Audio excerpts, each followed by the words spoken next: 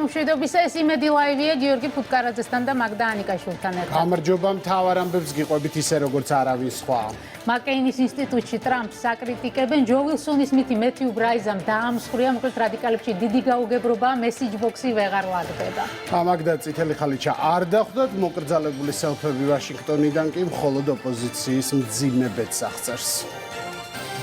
ისი დავალებით მოქმედებს და რა გეგმის ნაწილია გიორგი ბაჩიაშვილის სკანდალურ საქმეზე სულ უფრო მეტი დეტალი ხდება ცნობილი, კერძოდ ის, რომ ბაჩიაშვილი ოპოზიციურ ფონდებში სოლიდურ თანხებს რიცხავს. რამდენს და კონკრეტულად სად არ აღიარებს, თუმცა თავად ფაქტი, რომ ბრალდებული მოულოდნელად პოლიტიკით დაინტერესდა და საპროტესტო აქციებს ეხმარება, მართლ გუნდს კიდევ უფრო უმყარებს ეჭვს, რომ თანაინვესტირების ფონდის ყოფილი ხელმძღვანელი გარეთ დავალებით მოქმედებს. უმრავლესობის ლიდერი პოლიტიკურ შანტაჟზე საუბრობს, მისი თქმით, როდესაც შვეიცარიული ბანკი უარს ამბობს კონკრეტულ საქმეზე გასცეს ინფორმაცია, კიდევ ერთი დასტურია, რომ ფინანსური ორგანიზაცია საკუთარი ნებით არ მოქმედებს.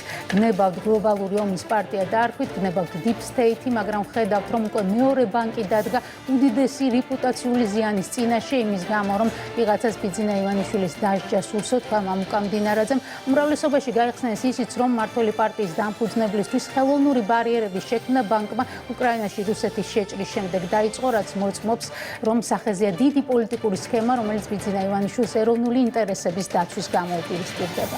წლის მთავარ მოვლენას ამერიკის პრეზიდენტის ინაუგურაციას საგანგებოდ ჩასული ქართული ოპოზიცია ან ვაშინგტონის ქუჩებში შეხვდა, ან მრავალათასიანი არენის შორეული იარუსებზე, ან უკეთეს შემთხვევაში საინაუგურაციო დარბაზის მეზობლად ეკრანზე უყურებდა. მოლოდინი, რომ წითელი ხალიჩით დახვდებოდნენ ზურაბიშვილს, ხაზარაძეს, ვაშაძეს და სხვებს, 20 იანვარს საპნის ბუშტივით გასკდა და მოკრძალებული სელფებით თუ ვიდეოებით ცდილობდნენ, რომ ეთქვათ ჩვენც აქვართო.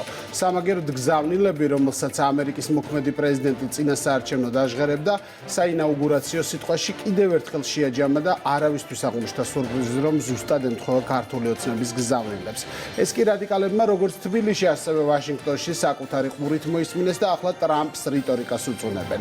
კიდევ ერთი სიურპრიზი, მრავალ სხვა განკარგულებას შორის ის აღმოჩნდა, რომლითაც ტრამპმა საგარეო დახმარების ყველა პროგრამა 90 დღით შეაჩერა, რადგან სხვა სახელმწიფოებისთვის დახმარება ხელს უწყობს მსოფლიო მშვიდობის დესტაბილიზაციას უცხო ქვეყნებში ისეთი იდეების წინწაწევით, რომლებიც პირდაპირ ეწინააღმდეგება ჰარმონიულ და სტაბილურ ურთიერთობებს, როგორც ამ ქვეყნებში, ისე ამ ქვეყნების სხვა სახელმწიფოებთან ურთიერთობას.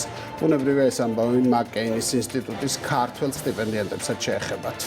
ოპოზიცია მორიგი და მწარე იმედგაცრუების ზღვარზეა, მათი ახალი კერპი სრულღმერთი აღმოჩნდა. კონგრესმენ ჯო ვილსონის პოზიცია ტრამპის მიდგომებს არ შეესაბამებაო. სიმართლე გაამხილა სახელმწიფო დეპარტამენტის ყოფილმა მაღალჩინოსანმა მეთიუ ბრაიზამ, რომელიც ფიქრობს, რომ საქართველოსთან მიმართებაში რადიკალების ფავორიტის მოსაზრებები ზედმეტად ექსტრემალურია და მათი განხორციელების შანსი დაბალია.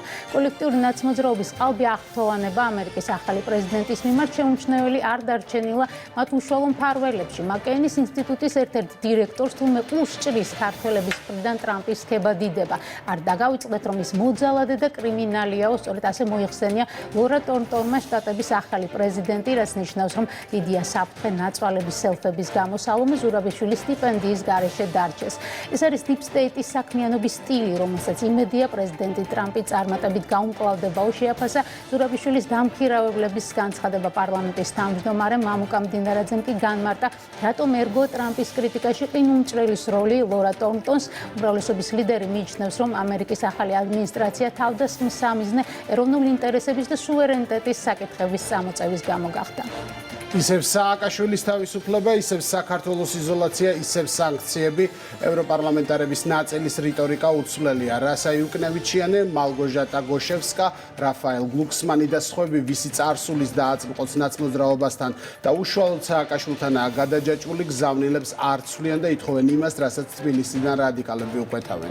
ეს გზავნილები სავარაუდოდ ახალ რიგით მე-6 რეზოლუციაშიც აისახება, თუმცა წინამოწვევის ევროპარლამენტისგან განსხვავებით, ახლა უფრო ხმამაღლა მართლა და ხშირად ისმის საქართველოს მხარდამჭერი გზავნილები. იმავე დარბაზში საკუთარი კოლეგები სააკაშვილის მოკავშირე იუკნევიჩიანეს, გლუქსმანს, გოშევსკას და სხვებს ახსენებენ, რომ არჩევნების გაყალბებაზე ეუთოდირის დასკვნაში არაფერი წერია.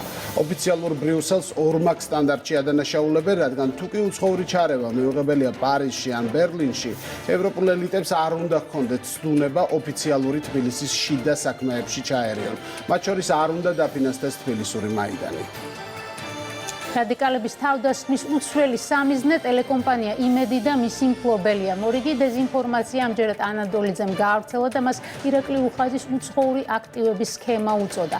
დეზინფორმაციული კარგი ჯო ვილსონმა თავის გვერდზე მალევე გამოაქვეყნა, რითაც კიდევ ერთხელ დადასტურდა მჭიდრო კოორდინაცია კონგრესმენსა და კოლექტიურ ნაცმოძრაობას შორის. მან ასევე ბრალი დაასდო ტელეკომპანია იმედს ამერიკისადმი სიზუვილის გავრცელებაში. განცხადება შეიცავდა უსაფუძვრო ბრალდებებს ჩინეთთან, ირანთან და რუსეთთან ბიძინა ივანიშვილის თითქოს და კავშირების თაობაზე. ჩვენი მსხვერპლ განმარტავთ, რომ ტელეიმედის მფლობელობის გავრცელებული სქემა სინამდვილეს არ შეესაბამება. სრული სიცრუეა, თითქოს ტელეკომპანია იმედს ანტიდასავლური ნარატივი აქვს, ტყუილია ანტიამერიკულ განწყობებზე მინიშნებაც ოპოზიციის სრულ ნარატივის შესახებ იმედის მფლობელმა ირაკლი რუხაძემ რადიო თავისუფლებასთან ინტერვიუში ისაუბრა, როგორც ირაკლი რუხაძე ამბობს, არ სურს ქვეყნის უკრაინიზაცია მოხდეს, თუ დიდი ბიჭები ჩვენს გარშემო ფეხბურთს თამაშობენ, არ მინდა რომ საქართველოს ბურთის როლში იყოსო, აღნიშნა იმედის მფლობელმა. მან გაიხსენა ნაცმოძრაობის რეჟიმის დამოკიდებულება თავისუფალი მედიის მიმართ, როგორც დაარბიეს იმედი, დახურეს სხვა ტელევიზიები. პრობლემა ის არის, რომ საზოგადოების ნაწილს დღეს ეს არ აწუხებს და თანახმად ძალაუფლება დაუბრუნოს ადამიანებს, ვინც წარსულში სიტყვის თავისუფლებაზე ძალადობდა, მათ შორის ნიკა გვარამიას.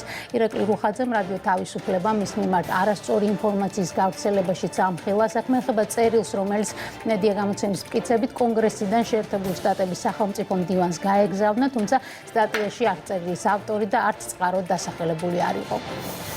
კონგრესმენმა გააგზავნა, რა წერია, კონგრესიდან გააგზავნა, მე და თქვენ შევიდა, მე გამოგატა იგივე წელი. ვიტყვიო კონგრესიდან გავაგზავნა, ეს წერია. არ ვიცი რა, იმიტომ არ მეუნებია ვინ გააგზავნა, ხო? ანუ მიმალავე. რა თქმა უნდა, მე სანქციები არ მახარებს. მე თვითონ არ მგონია მე სანქციები მემუქრება, მათ ვაგე თუ გინდა შემიძლია სხვა თავხსნა, რატო არ მგონია რომ მემუქრება. მაგრამ საერთოდ ამ სიტუაციაში შევა და ამ ფორმაში ეგ ძალიან არ მახარებს. ეს აი აქ დაწერილი, ეხლა საუბზი ვარ. ჩვენ მაგალითად ამ ოფისში დაწერილი ქართულად. თქვენ იცით ვინ დაწერა ეს წერილი, მოდი არ გვეუბნებით ჩვენ.